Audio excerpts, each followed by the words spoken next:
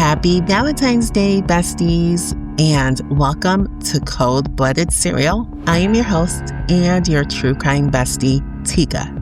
Tonight, while the world is wrapped in roses and candlelight, we'll be discussing a woman who lured men in with the promises of romance and a better life. But what waited for these men in her farmhouse was nothing close to love. It was a trap. And once they stepped through her door, they never came back out. This woman just didn't take lives. She built a slaughterhouse of secrets, one body at a time. Friends, today I'm sharing with you the story of Belle Gunness, the woman some call the Black Widow of LaPorte, a woman who turned personal ads into a hunting ground and courtship into a death sentence. Let's dive in. Belle Gunness was born as Brynhild Paulsdatter Strath on November 11th, 1859 in Selbu, Norway. She immigrated to the United States in 1881. So yeah, listen friends, we're going way back with this case, okay? I think she's like one of the first female serial killers. Anyways, she immigrated to the United States in 1881 around the age of 21 or 22 in search of wealth. Belle settled in Chicago, Illinois, and changed her name from Brynhild to Belle Peterson. She was a servant for a few years before getting married in 1884 to Mads Albert Sorensen, who also immigrated from Norway. The Chicago home that Belle shared with her husband, Mads Sorensen, suddenly burned down. And with the money that they received from their fire insurance, they purchased a confectionery store. And suddenly, just like their home, their candy store also mysteriously caught on fire. And now with the new fire insurance money, they bought a new home in Austin, Illinois.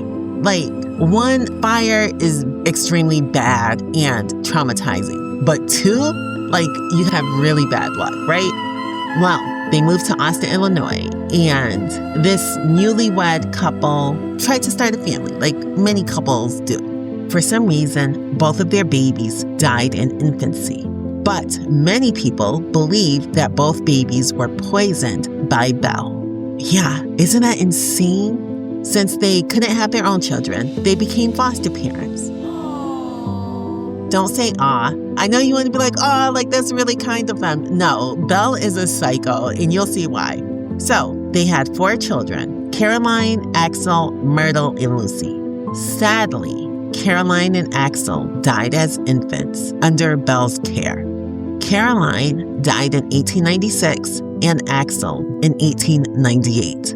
Coincidentally, they both died of acute colitis, which symptoms include nausea, fever, diarrhea, and lower abdominal pain. These symptoms are also the same symptoms that people have when they're poisoned. But for Belle, once again, here comes another insurance check. Mads also had a life insurance policy, and Belle was like, this is too small, dear. Like, you need to increase the amount of your life insurance policy. I don't like the numbers on here. Now, listeners, if your spouse ever tells you to increase the amount of your life insurance, please be wary. Like, going forward, do not let them cook your meals. Do not drink from them. Don't trust them, okay? Because there's so many true crime documentaries out there where within 30 days, the spouse is dead. So just be wary, okay? Mads, being the unsuspecting husband that he was like, okay, honey, I'll take out a larger insurance policy on myself. And friends, as luck would have it, shortly after, on July 30th, 1900, Mads died of heart failure 1 day after his 2 life insurance policies overlapped. Friends, what are the chances that 1 day after both of your life insurance policies overlap, that you would suddenly die of a heart attack? Either Belle Gunness has like really bad luck or she's a serial killer, right? I mean, whose luck is just this bad? 2 fires, 4 babies dying as infants, and then your husband also dies. Like, that's a lot of trauma and heartache for any one person. So, The first doctor to see Mads thought that he had suffered from strychnine poisoning. However, the Sorensen's family doctor treated him for an enlarged heart and concluded that death had been caused by heart failure. An autopsy was considered unnecessary because the death was not thought to be suspicious. Yeah. Does Belle have good luck or bad luck? I don't know, because, as a killer, that's definitely some good luck on your side. But as a non-killer, that's some terrible luck, isn't it? Had this been 90 years later, I guarantee the police would have been like, no, ma'am, we're gonna look into you because nothing is adding up. No one's luck is this bad. So, when Mads Sorensen's family heard about his death, they immediately demanded an inquiry, claiming that Belle had poisoned her husband to collect on the insurance. Unfortunately, no charges were filed, and ultimately, Belle was awarded $8,500, which is equivalent to $240,000 today. I don't know how much she collected from the life insurance of the 2 babies that she killed, but you would have thought that the life insurance company would be like, that's really strange. He literally just upgraded his life insurance policy not too long ago, and suddenly he's dead. But back then, they didn't really believe that women were capable of being killers, so they wouldn't look at her as being guilty, despite the cries of his family. So, Belle felt that the neighbors were getting suspicious of all of the deaths that's occurring at the Sorensen home. She took her 3 foster children with the insurance money and bought a farm in LaPorte, Indiana. Belle, Jenny, Myrtle, and Lucy moved to LaPorte in November 1901. In April 1902, Belle married Peter Gunness in LaPorte. Peter's wife had recently died and left him with 2 young daughters, and he's like, I don't know how to take care of little girls by myself. I need a woman to help me raise my daughters. So, Belle is like, oh, you're a widower now? You need help with your daughters, you say? Well, my husband just recently died. I'm a widow too, and I'm now a single mom. So, yeah, let's get together and become a blended family. Friends, you'll never believe this. Within a week after Belle married Peter Gunness, his youngest daughter died. Then, 8 months after they've been married, Peter Gunness, the new husband, died from suspicious circumstances.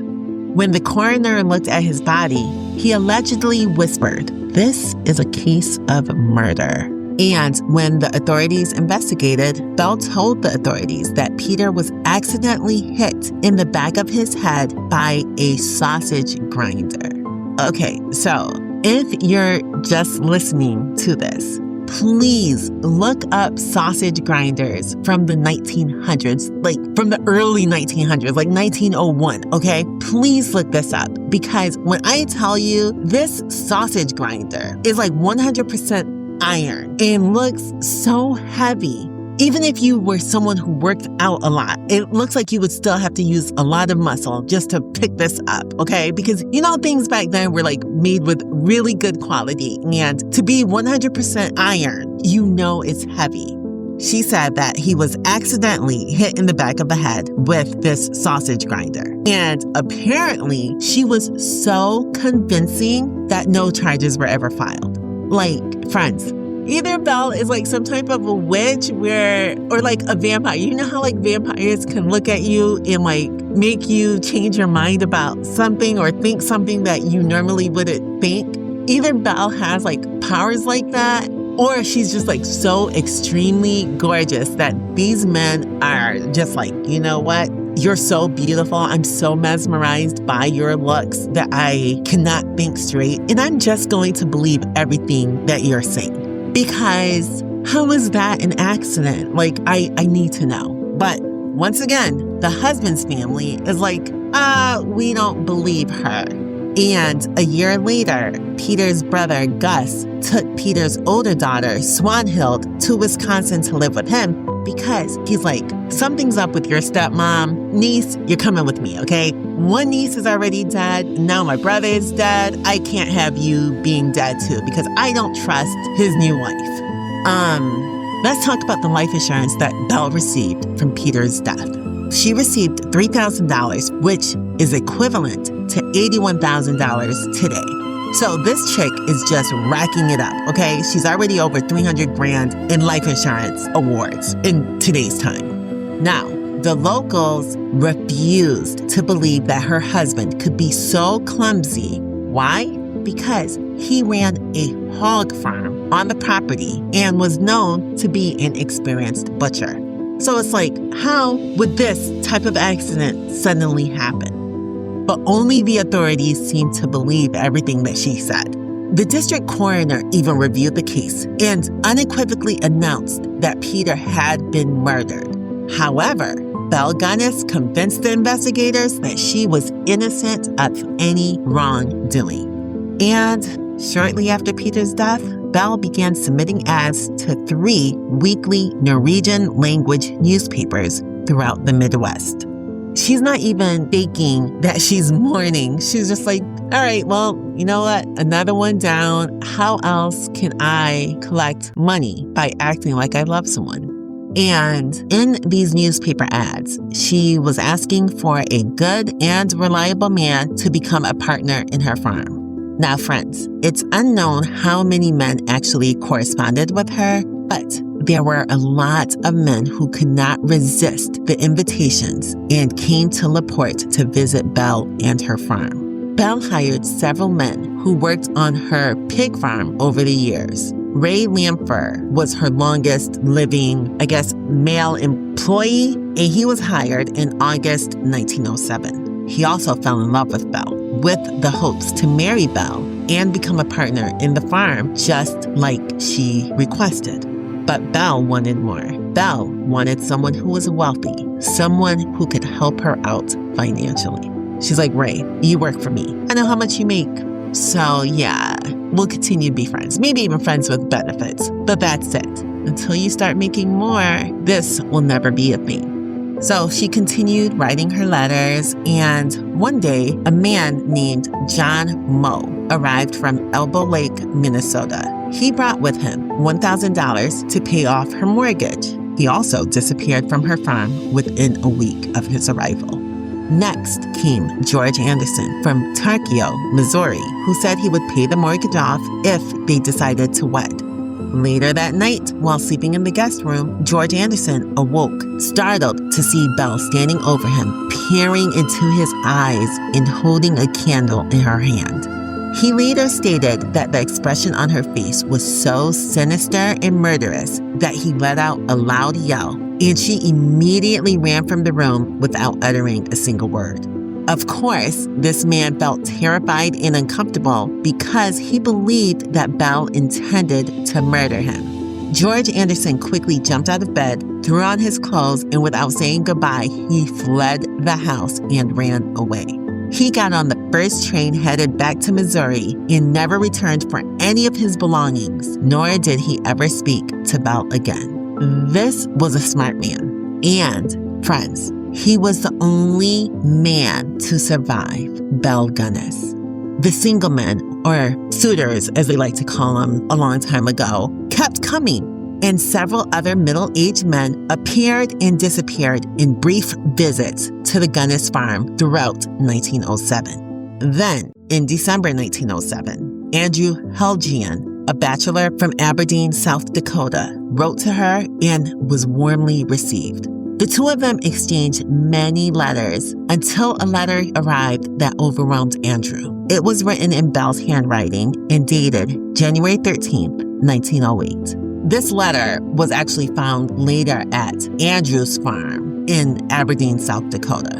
And it read, "To the dearest friend in the world, no woman in the world is happier than I am. I know that you are now to come to me and be my own. I can tell from your letters that you are the man I want. It does not take one long to tell when to like a person. And you, I like better than anyone in the world. I know. Think how we will enjoy each other's company. You, the sweetest man in the whole world. We will be all alone with each other. Can you conceive of anything nicer? I think of you constantly. When I hear your name mentioned, and this is when one of the dear children speaks of you, or I hear myself humming it with the words of an old love song, it is beautiful music to my ears. My heart beats in wild rapture for you. My Andrew, I love you. Come prepared to stay forever. Friends, come prepared to stay forever? That part just gave me chills because we all know that the last couple guys who came there, they have stayed forever because they never left, right? So, poor Andrew. Andrew's gonna read this and be like, oh my gosh, this is the woman of my dreams. This is the woman I'm going to spend the rest of my life with. And in January 1908, Andrew Helgian came to LaPorte to visit Belle. He brought a check for $2,900, which he withdrew from his savings account. A few days after he arrived, the new couple went to the savings bank in LaPorte and deposited the check. Once the transaction was complete, Andrew and Belle went to cash the check. The bank teller suggested that him and Belle keep some of the money in the bank for safety. But Belle was like, no, I'm good. Give me all the money in cash, please. Okay, like tell her, mind your own business. This is something that we're doing, okay? I need you to stay out of it and just do your job. Like, give me my money and shut up.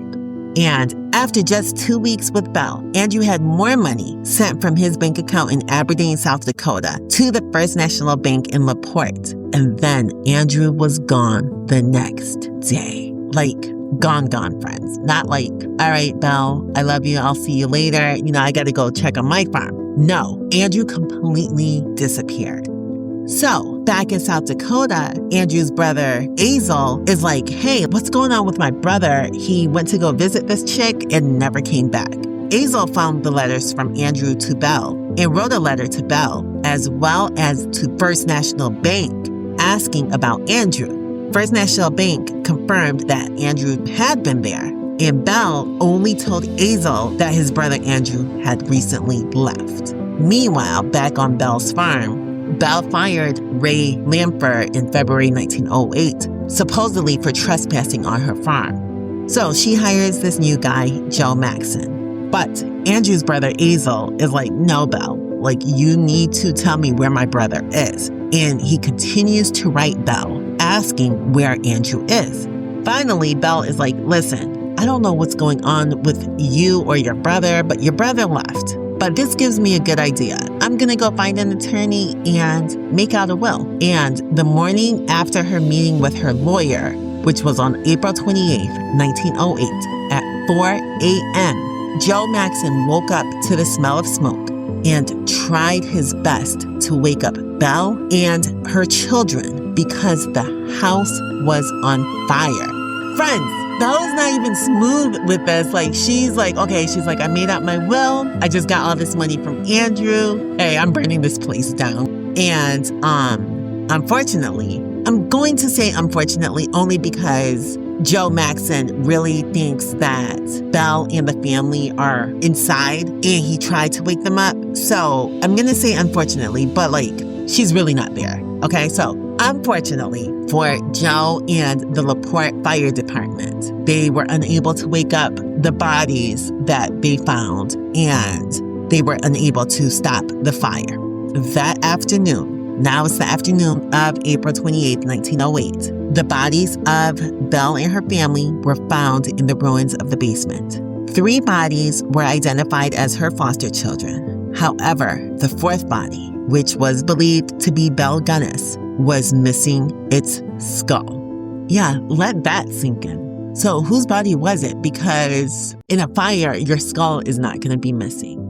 So once again, Andrew's brother Azel was like, you know what? This woman is really pissing me off. I know something happened to my brother. I can feel it. And he decides to take the trip from South Dakota to LaPorte in hopes to find either his brother or to learn like what actually happened to his brother. But I'm guessing she suspected that he was eventually going to come there, which is why she started the fire at the house or at the farm. Once he got there, he searched in the ruins of the fire. He didn't find anything.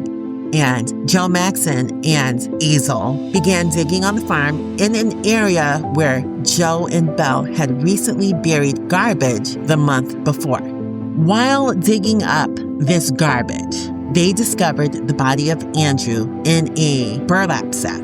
Of course, they called the authorities, and the county sheriff and a crew came and started digging. They digged for several days, and multiple victims were unearthed from the shallow graves around the farm. And by multiple, I mean the remains of more than 40 men and children were exhumed. That number is so high. I don't know if it was 41, I don't know if it was 42, but more than 40 men and children combined. Because of Ray's, you remember Ray Lamphere, the man who was in love with her, who she also fired? Because of his troubled past with Belle, he was arrested for arson and murder and was put on trial in November 1908 at the LaPorte County Courthouse. Ray was found guilty of arson, but not of murder. Without a head, no one could prove that the woman's body that they found in the fire was Belle Gunness. Ray Lamphere ended up dying in prison of tuberculosis on December 30th, 1909, but not before revealing the truth about Belle Gunness and her crimes, including burning down her own house. He told the authorities that the body that was recovered was not hers, and that Belle had planned the entire thing and skipped town after withdrawing most of her money from her bank accounts. To this day, no one knows how many victims met their ends at her hands, but researchers believe that she killed all of her victims by poisoning them, which is very typical of female serial killers. The one thing that she did, unlike many female serial killers, is that she chopped up the bodies of her victims. To this day, no one knows if Belle herself escaped the flames she set. She was never tracked down, and her death has never been confirmed. And friends, that was the story of Belle Gunness, the original, I'm going to call her the original Black Widow, maybe the first female serial killer. Thank you all so much for listening. Keep your doors locked, your guard up, and stay safe. I'll talk to you soon. Bye.